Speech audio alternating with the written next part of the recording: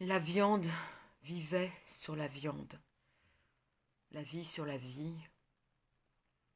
Il y avait les mangeurs et les mangés. La loi était mange ou soit mangé. Jack London, Cro-Blanc. Un extrait d'une beauté terrible. Des visages de papier glacé. Parmi ceux-ci, des Amérindiennes qui un jour n'avaient plus donné signe de vie, disparues sans doute, sans qu'aucun dossier judiciaire ait été ouvert, malgré les alertes des proches ou des gens qui, comme Morgane, étaient convaincus que quelque chose se tramait. Des victimes de l'indifférence, du laxisme des institutions, des failles d'un système. C'était ça qui était en train d'émerger à travers tout le Canada. Des tueurs en série dont on découvrait soudain l'existence, des cadavres d'autochtones vieux de dizaines d'années qu'on retrouvait au fond des grandes rivières de l'Ontario et que personne n'avait jamais recherché. Des femmes violées dans les réserves québécoises qui osaient enfin témoigner. Des Angelunes, des Léonies, des Mayas. Les monstres étaient partout, même dans les coins les plus reculés. Le mal n'avait pas de frontières, pas de hiérarchie. Il frappait tout le monde. Il habitait tout le monde. Norferville de Franck Tillet, paru en première édition le 2 mai 2024, chez Fleuve Édition, 456 pages, chronique du 2 novembre 2024. Des voix résonnent à l'unisson, celles du passé rejoignant celles d'aujourd'hui, en un fleuve grondant, balayant tout sur son passage. Ce phénomène, cette révolution sociétale, ce balai-masque canadien, fait écho aux différents mouvements de par le monde, dénonçant les violences faites hier et maintenant aux femmes. En littérature, plusieurs auteurs de talent nous offrent ainsi des ouvrages foudroyants, incontournables et inoubliables concernant les Amérindiens et la façon dont ils furent traités au cours des siècles. Je citerai en littérature française Franck Buys, avec les 2 tomes de La Marche du Rêveur, Michel Moutot, avec Les Filles du Ciel, et Lilian Batelot, avec Géronimo et moi.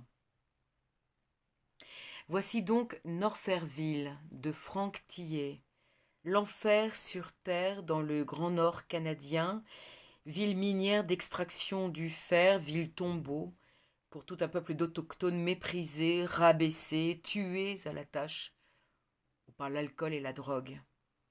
Un no man's land où, si ce n'est le froid qui vous aura, ce sera le plus grand prédateur de cette planète, cruel et méprisant, l'homme blanc.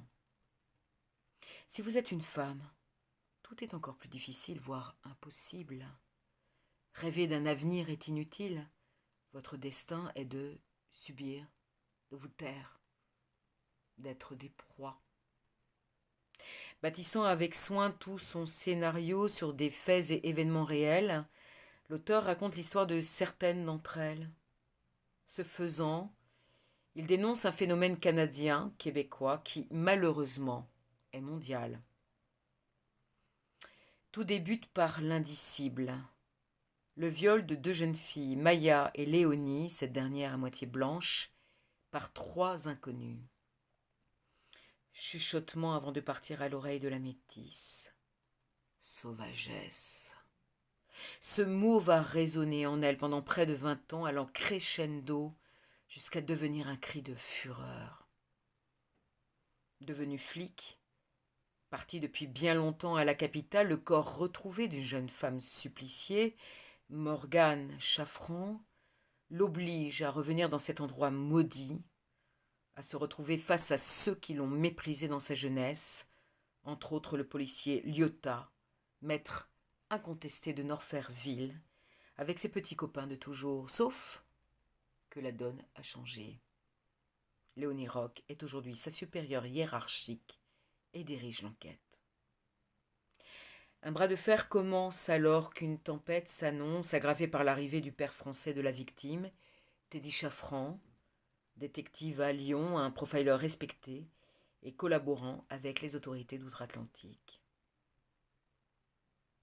Après l'effroi, la douleur, le père laisse place à l'enquêteur, le chasseur de tueurs et criminels.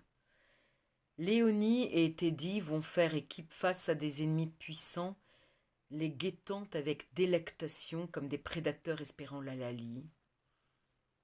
L'assassinat de Morgan n'est que le haut de l'iceberg.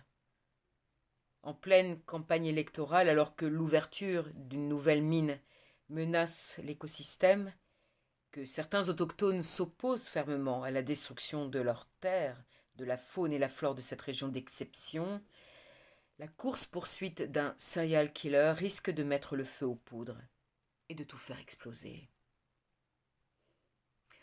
Auteur respecté, incontournable, Franck Tillet nous offre avec ce dernier opus un très grand thriller, de ceux inspirés par les grandes causes et la nécessité de crier une vérité insoutenable, une vérité malheureusement intemporelle et universelle.